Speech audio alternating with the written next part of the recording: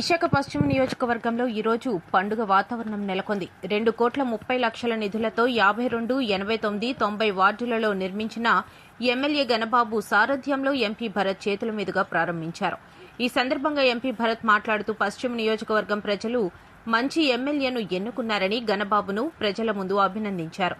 గణబాబు చొరవతో పశ్చిమ నియోజకవర్గాన్ని అన్ని రంగాల్లో అభివృద్ది చేసేందుకు కృషి చేస్తున్నారన్నారు. ప్రజలకు అవసరమైన మౌలిక వసతులను అందించడంలో ఎమ్మెల్యే గణబాబు ముందంజలో ఉన్నారన్నారు. అంతేకాకుండా ఈ పశ్చిమ నియోజకవర్గం లాగానే ఆంధ్రప్రదేశ్లో ఉన్న అన్ని నియోజకవర్గాలు ప్రత్యేకంగా కనిపించేలా చేయడమే చంద్రబాబు ధ్యేయమని, ఇతర దేశాల వారు కూడా వచ్చి మన అభివృద్ధికి మురిసిపోయేలా చేస్తామని, ప్రతి నియోజకవర్గపు ఎమ్మెల్యే కూడా గణబాబు లాగానే అభివృద్ధి బాటలో నడిస్తే అన్ని నియోజకవర్గాలు పట్టణాలను తలపించేలా ఉంటాయని అన్నారు. గణబాబు మాట్లాడుతూ కూటమి ప్రభుత్వంలో అన్ని విధాలా ప్రజలకు అండగా నిలవడమే సీఎం చంద్రబాబు లక్ష్యమన్నారు. అలాగే రాష్ట్రంలోనే విశాఖ పశ్చిమ నియోజకవర్గాన్ని రోల్ మోడల్ గా తీర్చిదిద్దటమే తన లక్ష్యంగా పేర్కొన్నారు.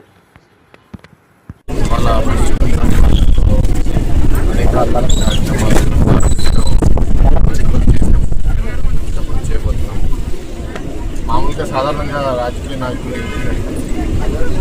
సమాజం ఎట్లా ఉందో దానికన్నా ఒక 5%, 10% కన్నా అభివృద్ధి చేయాలనే ఆలోచన ఎక్కువ మంది ఆలోచించారు.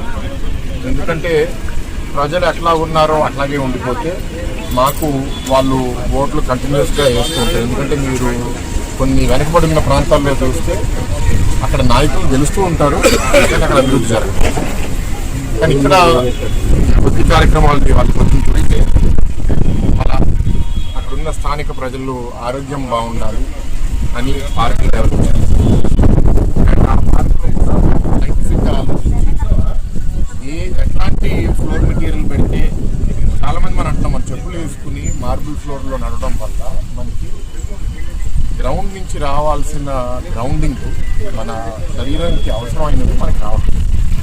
ఇట్లాంటి మెటీరియల్ ఏదైతే గ్రావెల్ మట్టితో వాళ్ళు కానీ వాకింగ్ పార్కులు చేయగలిగితే అండ్ వాళ్ళు చెప్పులు తీసేసి అక్కడ నడిచి వాళ్ళకి ఎంతో ఆరోగ్య బెనిఫిట్స్ అది చూసాము. దాని తర్వాత అవుట్డోర్ జిమ్ యాక్టివిటీస్, ఎందుకంటే ఇవాళ చాలా మంది కుర్చీల్లో పనిచేయాలనే ఆశ ఎక్కువ మంది పెరిగింది.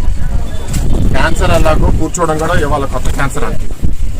సో ఇట్లాంటిది ఒక పార్క్ని ప్రతి కాలనీలో తయారు చేసి ప్రజలకి అందుబాటులో ఉండి వాళ్ళ ఆరోగ్యం బాగుండేది చంద్రబాబు గారిని అప్రిషియేట్ చేస్తున్నాము.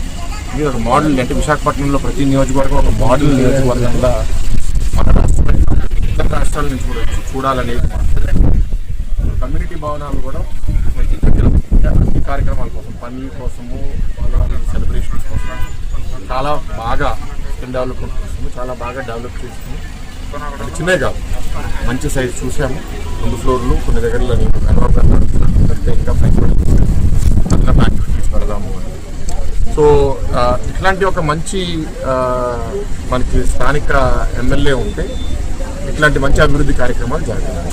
ఎందుకంటే మేము సపోర్ట్ ఇవ్వగలుగుతాం, కానీ గ్రౌండ్లో అందరి ఫీలింగ్స్ అర్థం చేసుకునే కెపాసిటీ ఎక్కువ వరకు మనకి ఎమ్మెల్యేలు ఉంటాయి.